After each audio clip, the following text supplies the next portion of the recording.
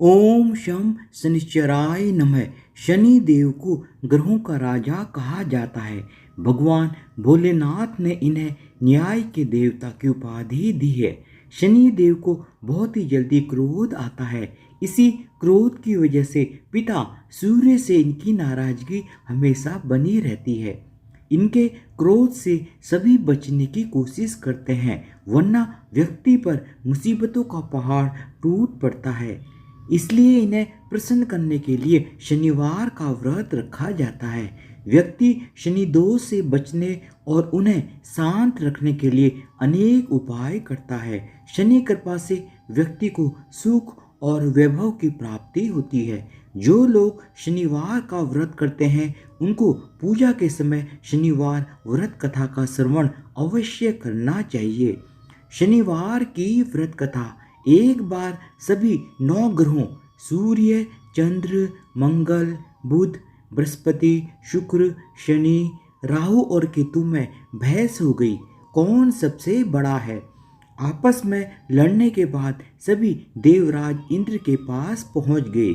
इंद्र असमंजस की स्थिति में कोई भी निर्णय नहीं दे पाए, परंतु उन्होंने सभी ग्रहों को सुझाव दिया कि पृथ्वी पर राजा विक्रमादित्य ही इसका फैसला कर सकते हैं, क्योंकि राजा विक्रमादित्य बहुत ही ज़्यादा न्यायप्रिय राजा हैं। सभी ग्रह पृथ्वी पर राजा विक्रमादित्य के पास गए और अपने आने का कारण बताया।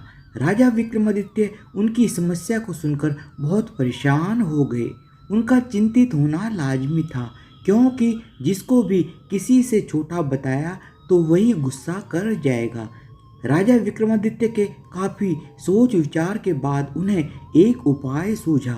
उन्होंने स्वर्ण, रजत, कांस्य, पीतल, सीसा, रांगा, जस्ता, अभ्रक और लौह से 9 सिंहासन का निर्माण करवाया और उन्हें उपयुक्त क्रम में रख दिया गया। सबसे निवेदन किया गया कि क्रमानुसार सिंहासन पर आसन ग्रहण करें।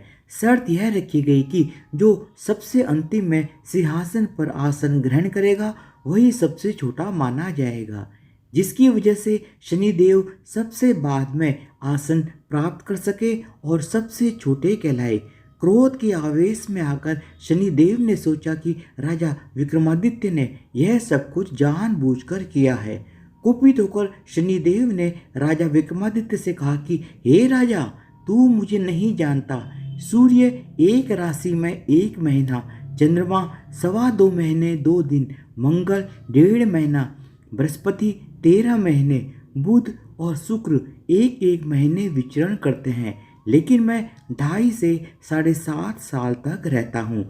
मैंने बड़े बड़े का विनाश किया है। श्री राम की 7.5 आने पर उन्हें जंगल जंगल भटकना पड़ा और रावण की 7.5 आने पर लंका को बंदरों की सेना से परास्त होना पड़ा। क्रोधित शनिदेव ने राजा विक्रमादित्य से कहा कि अब आपको सावधान रहने की जरूरत है। इतना कहकर शनिदेव कुपित अवस्था में वहां से चले गए। समय गुजरता गया और कालचक्र का पहिया घूमते हुए राजा विक्रमादित्य की 7.5 आ ही गई। तब शनिदेव घोड़ों का सौदागर बनकर राजा विक्रमादित्य के राज्य में आए। उनके साथ अच्छी नस्ल के बहुत सारे घोड़े थे। जब राजा विक्रमादित्य को सौदागर के घोड़ों का पता चला तो राजा विक्रमादित्य ने अश्वपाल को अच्छे घोड़े खरीदने के लिए भेजा।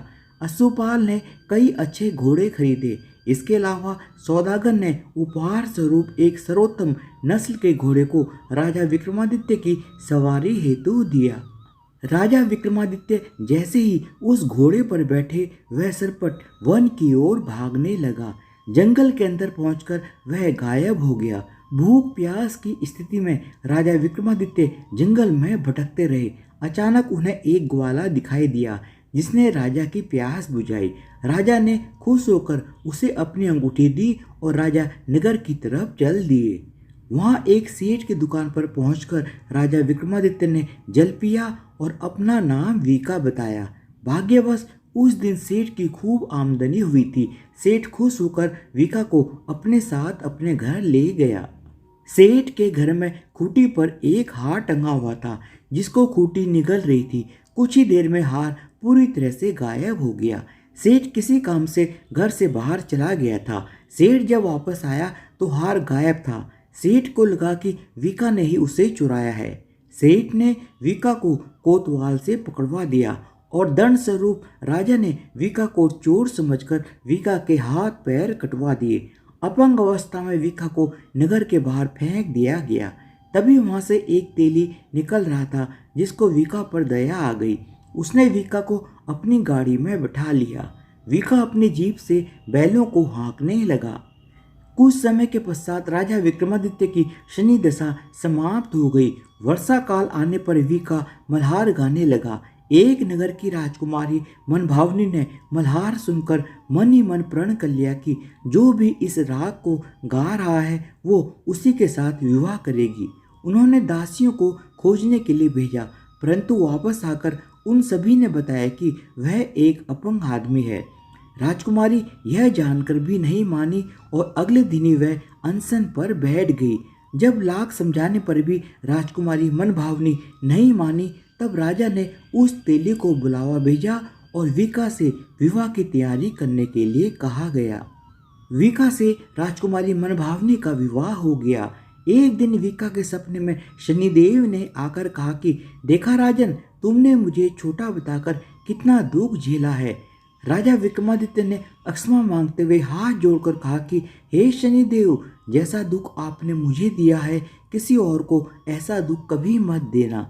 शनिदेव इस विनती को मान गए और कहा कि मेरे व्रत और कथा से तुम्हारे सारे कष्ट दूर हो जाएंगे। जो भी नित्य मेरा ध्यान करेगा और चींटियों को आटा डालेगा उसकी सारी मनोकामनाएं पूर्ण हो जाएंगी। शनिदेव की कृपा से राजा विक्रमादित्य के हाथ पैर भी वापस आ गए। दूसरे दिन जब सुबह राजकुमारी मनभावनी की आंख खुली तो वह आश्चर्यचकित हो गई। वीका ने मनभावनी को बताया कि वह उज्जैन का राजा विक्रमादित्य है। मनभावनी खुशी से फूले नहीं समा रही थी। राजा और नगरवासी सभी अत्यंत प्रसन्न हुए। सेठ ने जब यह समाचार सुना तो वह पैरों पर गिरकर क्षमा मांगने लगा।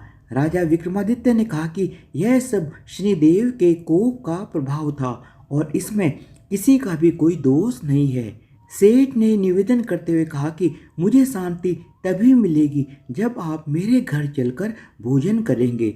सेठ ने कई प्रकार के व्यंजनों से राजा विक्रमादित्य का सत्कार किया। जब राजा भोजन कर रहे थे तभी जो खूंटी हार निकल गई थी वही अब उसे उगल रही थी। सेठ ने अनेक मोहरें देकर राजा विक्रमादित्य का धन्यवाद किया और अपनी कन्या श्री कंवरी से पौड़ी ग्रहण का निवेदन किया। राजा विक्रमादित्य ने सहर्ष स्वीकार कर लिया। राजा विक्रमादित्य अपनी दोनों रानियों मनभावनी और श्री कंवरी को लेकर उज्जैन नगरी लौट आए। सारे नगर में दीपमाला और खुशी मनाई गई। राजा विक्रमादित्य ने घोषणा करते हुए कहा कि मैंने शनिदेव को सबसे छोटा बताया था, लेकिन असल में शनिदेव ही सर्वोपरि हैं। तब से सारे राज्य में शनिदेव की पूजा और कथा नियमित होने लगी। सारी प्रजा के बीच खुशी और आनंद का वातावरण बन गया। शनिदेव के व्रत की कथा को जो भी पढ़ता या सुनता है उसके सारे दुख दूर हो जाते हैं और उसकी सभी मनोकामनाएं पूर्ण होती हैं। धन्यवाद। बोलो शनिदेव महाराज की जय हो।